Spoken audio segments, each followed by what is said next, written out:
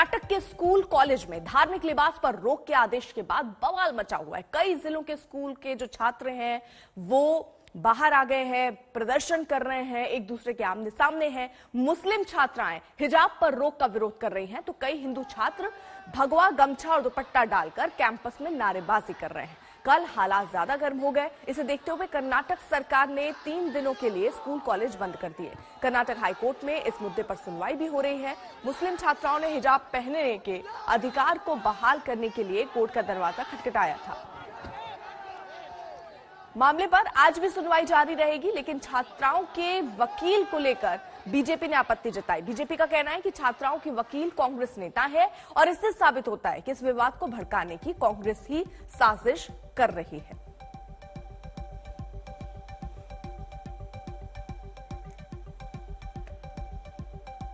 तो 5 छात्राओं ने दरअसल अर्जी दी और उसके बाद ये मामला कोर्ट तक पहुंचा। कल भी सुनवाई हुई, बकायदा कुरान की प्रति वहां कोर्ट की तरफ से मंगाई गई। आज भी सुनवाई होनी है और संभावना दिख रही है कि हो सकता है आज ही इस पर फैसला भी आ जाए। लेकिन एहतियाती तौर पर 30 से 35 कॉलेज हैं जिन्होंने कॉलेज को बंद किया है इन स्थितियों को देखते हुए, क्योंकि कॉलेज के बाहर जो छात्राएं हैं, छात्र हैं, वो बेहद नाराज हंगामा करते हुए नजर आ रहे हैं। कर्नाटक के हिजाब विवाद ने यूपी की चुनावी सियासत में भी एंट्री कर ली है। एआईएमआईएम के मुखिया ओवैसी और बीजेपी इस मामले पर आमने सामने है।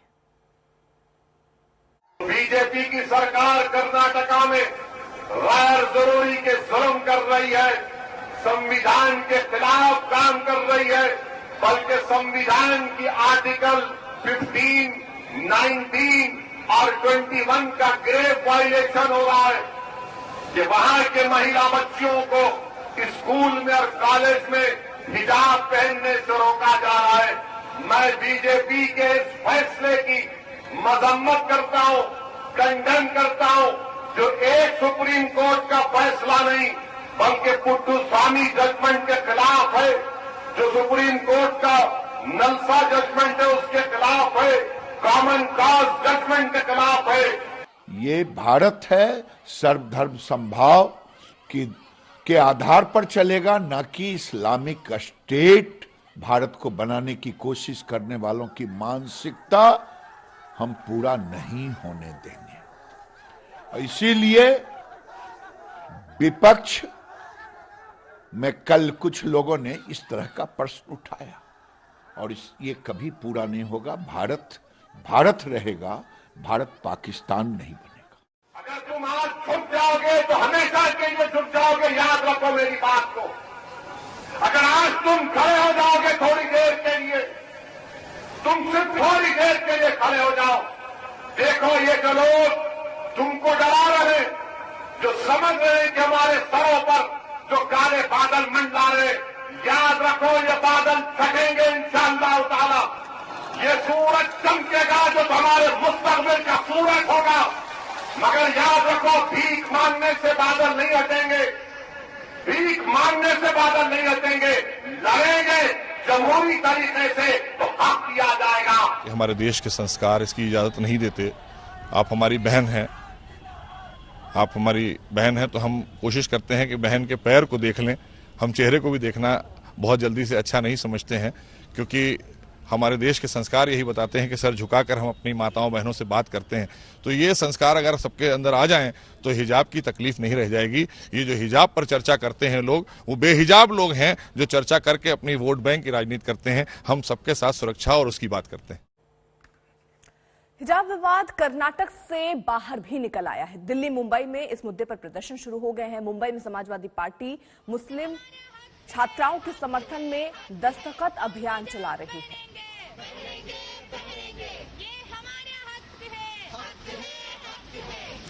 तो अब राजनीतिक दल भी खुलकर सामने आते हुए, और ये तस्वीर अब कर्नाटक से बाहर भी देखने को मिल रही है। मुंबई में, दिल्ली में, अलग अलग जगहों पर हम देख रहे हैं कई लोग अब सड़कों पर इसलिए उतरे हैं, विरोध प्रदर्शन जता रहे हैं। हालांकि आज नजर कोर्ट क्या कहता है उस पर भी रहेगी, क्योंकि आज संभावना जताई जा रही है कि फैसला आ सकता है, कोर्ट अपनी टिप्पणी दे सकता है। यूपी के लिए कांग्रेस आज अपना घोषणा पत्र जारी करेगी और इससे उन्नति विधान का नाम दिया गया है। इससे पहले घोषणा पत्र के 2 हिस्से जारी हो चुके हैं। कांग्रेस ने इन्हें भर्ती विधान और शक्ति विधान का नाम दिया है। आज प्रियंका गांधी लखनऊ में दोपहर 12:30 बजे घोषणा पत्र का तीसरा हिस्सा भी जारी करने वाली हैं। हालांकि इससे पहले बीजेपी ने अपना संकल्प पत्र जो कि सामने रखा था, बेरोजगारी का मुद्दा, रोजगार देने के लिए किस तरीके से सरकार आगे योजना बना रही है, ये सारे पॉइंट्स उनमें चिन्हित किए गए थे। तो आज 12:30 बजे का वक्त होगा जब प्रियंका गांधी अपना घोषणा पत्र कांग्रेस की तरफ से जारी करने वाली हैं। तो देखिए, यूपी में कांग्रेस के घोषणा पत्र की ये तीसरी किश्त है। पहले भर्ती विधान 21 जनवरी को, जिसमें 20 लाख नौकरी का वादा किया गया।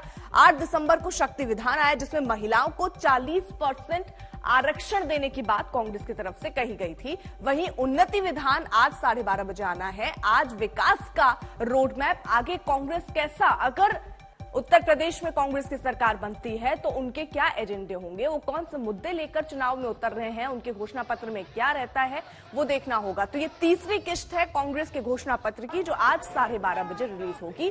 प्रियंका गांधी इसको घोषित करेंगी। इससे पहले कल बीजेपी और समाजवादी पार्टी यूपी के लिए अपने अपने घोषणा पत्र जारी कर चुके हैं। दोनों का जोर किसान, रोजगार और महिलाओं पर है। बीजेपी ने जहां कहा कि 14 दिन में गन्ने का भुगतान होगा, तो समाजवादी पार्टी ने कहा 15 दिन में। बीजेपी ने कहा सिंचाई के लिए मुफ्त बिजली देंगे, तो 300 यूनिट मुफ्त बिजली का वादा समाजवादी पार्टी भी कर गई। बीजेपी ने कहा गेहूं चावल की एमएसपी खरीद पर जोर देंगे, तो समाजवादी पार्टी कह रही है सभी फसलों के एमएसपी के बारे में सोचा जाएगा। कन्या योजना जो चल रही है उसमें 25,000 देने की बात, तो इस कन्या को लेकर भी समाजवादी पार्टी अपना एजेंडा, अपनी नीति सामने लेकर आती हुई नजर आ रही है। सभी किसानों को सिंचाई के लिए मुफ्त बिजली उपलब्ध कराई जाएगी, जिससे उन पर से बिजली का बोझ चला गया। हम 5,000 करोड़ की लागत मुख्यमंत्री कृषि सिंचाई योजना चालू करेंगे। बोरवेल, ट्यूबवेल, तालाब और टैंक के निर्माण के अनुदान इससे प्रदान करेंगे, जिससे छोटे और मझले किसानों को बहुत बड़ा फायदा होगा। कि सभी फसलों के लिए एमएसपी प्रदान की जाएगी और गन्ना किसानों को 15 दिन में उनका भुगतान सुनिश्चित किया जाएगा। सभी किसानों को 4 साल के भीतर यानी 2025 तक कर्ज मुक्त बनाया जाएगा। ऋण मुक्ति कानून बनाकर के अत्यंत गरीब किसानों को लाभ पहुंचाया जाएगा। सभी बीपीएल परिवारों को प्रति वर्ष 2 एलपीजी सिलेंडर मुफ्त में दिया जाएगा। देश के अंदर 2016-17 में बेरोजगारी की दर जो 18% थी, आज 2021-22 में वही बेरोजगारी की दर 3% के आसपास सीमित रह गई है। 212 संकल्प हम लोगों ने 2017 में लिए थे और सभी 212 संकल्पों को अक्षरशः मंत्र मान करके भारतीय जनता पार्टी की डबल इंजन की सरकार ने इसे पूरा किया। Urban employment guarantee act MNREGA की तर्ज पर बनाया जाएगा। समाजवादी पार्टी सरकार आईटी सेक्टर की समीक्षा कर उसे पुनर्जीवित और प्रोत्साहित करने ताकि सेक्टर विकास के इंजन के रूप में कार्य कर 22 लाख लोगों को रोजगार दे सके। लैपटॉप वितरण राज्य के भीतर 12वीं पास सभी छात्रों को लैपटॉप वितरित किया जाएगा। और अब बात जरा पंजाब की भी। पंजाब में आज पीएम मोदी दूसरी वर्चुअल रैली करेंगे और इसमें जालंधर, भटिंडा, कपूरथला की विधानसभा सीटों तक पीएम का संदेश पहुंचेगा। पीएम ने कल पंजाब के लिए वर्चुअल रैली का आगाज किया था। संसद में अपने संबोधन में भी वो पंजाब के लोगों को संदेश दे चुके हैं। आज एक तरफ भारतीय जनता पार्टी और एनडीए है, जिसका लक्ष्य है नवा पंजाब। इतिहास गवाह है, पंजाब की मजबूती देश को मजबूत करती रही है। भाइयों और बहनों, पंजाब को आज कोरे वायदे नहीं चाहिए। एनडीए सरकार के, डबल इंजन की सरकार के ईमानदार इरादे चाहिए, ईमानदार प्रयास चाहिए। पंजाब पर राज करने के लिए क्या क्या षड्यंत्र क्या क्या साजिशें नहीं रची। इन लोगों ने पंजाब को, गुरुओं की धरती को आतंक की आग में झोंका। कांग्रेस ने सिखों का नरसंहार किया। हमने नरसंहार के दोषियों को सजा दिलाई। कांग्रेस करतारपुर को भी भारत में न रख सकी। हमने करतारपुर की राहदारी खोल दी। दूसरी ओर पंजाब कांग्रेस में सीएम के चेहरे को लेकर घमासान थम नहीं रहा है। राहुल गांधी के चन्नी के नाम पर मोहर लगाने के बाद भी सिद्धू और पूर्व प्रदेश अध्यक्ष सुनील जाखड़ दोनों खफा हैं। ਜਦੋਂ ਤੱਕ ਜਿਹੜਾ ਵੀ ਬੰਦਾ सीएम ਦੀ ਕੁਰਸੀ ਤੇ ਬੈਠੇ ਤਾਂ पंजाब मॉडल लागू करे। जो लोग चाहते हैं है ना, जो लोग चाहते हैं वो करे ते उदों तक सारा कुछ एक्सेप्टेबल। स्टेट चलानी है, स्टेट रूल करनी है, उदों उन्हां दी क्राइटेरिया, उदों मेन क्राइटेरिया जिहड़ा हैगा उन्हां दी इंटैलीजेंस ते कैपेसिटी टू वर्क क्यों नहीं। तुसी पढ़े लिखे हो, ਤੁਸੀਂ ਐਜੂਕੇਟਿਡ ਹੋ, ਤੁਹਾਡੇ 'ਚ ਕੈਪੈਸਿਟੀ ਹੈ। ਸਾਡੇ 'ਚ ਤਾਂ ਬੋਲਦੇ ਸੀ capacity to speech also that is important. ਕਈ ਇੰਟਰਵਿਊਜ਼ ਰੱਖਦੇ ਸੀ ਰਾਦਰ ਦੈਨ ਕੱਲਾ question paper. That is much more important for development of a state. ਚੱਲ ਬੁੱਲਿਆ ਕਿਤੇ ਹੋਰ ਚਲੀਏ जिथे ना कोई तेरी जात पूछे ना कोई तेरा पेश पहचाने। तो जब ये इस किस्म की बातें होने लग जाएं कि जाति पे आधारित या आपके रंग रूप या आपने पगड़ी बांध रखी है नहीं बांध रखी, इन बातों से इस किस्म की सोच से तो दूरी भली। तो उस सोच से मैं पढ़ा हूँ। पर मैं समझता हूँ इसमें किसी किस्म का कोई किसी पे कोई लांछन या इल्ज़ाम नहीं है। मेरी सोच है, मैं अपनी सोच पे पहरा दे रहा हूँ। वैसी भी खूब सुर्खियां बटोर रहे हैं। अपने ऊपर हुए हमले के बावजूद उन्होंने सरकार की सुरक्षा लेने से इनकार कर दिया। हमले के बहाने उन्होंने सीए का मुद्दा उठा दिया। यही नहीं, अमरोहा की रैली में ओवैसी पूरे फॉर्म में नजर आए।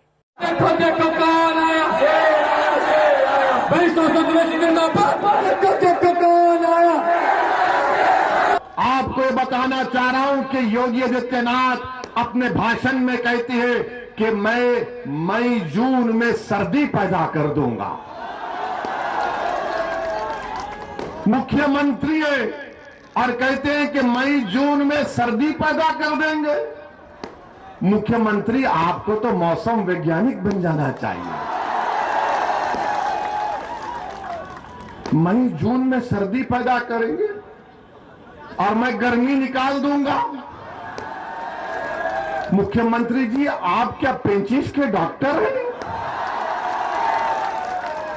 इसबगोल खाने से तो सब निकल जाता है ना। बाबा का इसबगोल को बेच रहे हैं।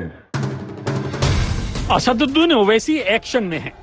यूपी चुनाव में किस्मत आजमाने उतरे ओवैसी धुआंधार प्रचार कर रहे हैं। गाजियाबाद में हुए हमले के बाद भी उनका प्रचार थमा नहीं है। उन्होंने सुरक्षा लेने की गृहमंत्री की अपील को ठुकराया और मामले को सीएए से जोड़ दिया। हमारे पास जो मौखिक सूचनाएं श्री ओवैसी के द्वारा भेजी गई, उन्होंने अभी भी सुरक्षा लेने से इनकार किया है। मैं सदन के माध्यम से श्री ओवैसी को विनती करना चाहूंगा कि वो तत्काल सुरक्षा ले ले। देश के होम मिनिस्टर अमित शाह ने पार्लियामेंट में कहा कि हम ओवैसी जी से अपील करते हैं कि वो सुरक्षा ले लें। हम देश के होम मिनिस्टर से ये अपील करते हैं कि असदुद्दीन ओवैसी की जान की कीमत वो जो उत्तर प्रदेश के CAA के प्रोटेस्ट में 22 लोग मारे गए उनसे बढ़ के नहीं है। यूपी के सीएम योगी आदित्यनाथ ने मुजफ्फरनगर में एक बार फिर 10 मार्च के बाद गर्मी शांत कर देने वाला बयान दिया। इस बयान पर ओवैसी ने खास तौर पर निशाना साधा। भाइयों बहनों, मैंने यही कहा था, मैंने कहा लगता है अभी पहली बार बिल से निकले हैं, कुछ गर्मी ज्यादा लग रही है। ये गर्मी भी 10 मार्च के बाद शांत करवा देंगे, फिर से शांत करवा देंगे। हमने जो गर्मी पैदा की है वो सच्चाई की बुनियाद पर, हकीकत की बुनियाद पर, गैरत की बुनियाद पर इज्जत को हासिल करने के लिए, मुकाम को हासिल करने के लिए, हिस्सेदारी को हासिल करने के लिए हमने ये गर्मी पैदा की है। बाबा सुन लो, अगर हम मर भी गए, ये लोग हमारे पैगाम को लेकर सुबह क़यामत तक चलते रहेंगे। ओवैसी पर लगातार वोट कटवा होने का आरोप लगता है। बाकी के दल आरोप लगाते हैं कि ओवैसी यूपी में अपना खेल बनाने के बजाय बाकियों का खेल बिगाड़ने का दांव चल रहे हैं। इसका भी उन्होंने सीधा जवाब दिया। राहुल गांधी अमेठी हार गए, केरल चले गए। ओवैसी बिहार वाली कामयाबी यूपी में दोहराना चाहते हैं, लेकिन ओवैसी की मौजूदगी से समाजवादी पार्टी खास तौर पर सशंकित है कि कहीं ओवैसी मुस्लिम वोट काट कर उनका खेल न बिगाड़ दें। ये डर इसलिए भी लाजमी है क्योंकि उत्तर प्रदेश में चुनावी अभियान शुरू करने के साथ ही ओवैसी ने सिर्फ मुसलमानों को टारगेट किया है। 20% के आसपास मुसलमान मतदाताओं की संख्या किसी का भी गुणा गणित बिगाड़ने का मादा रखती है। देखना यह होगा कि ओवैसी का हिसाब किताब कितना फिट बैठता है। BS आर्या, अमरोहा, आज तक।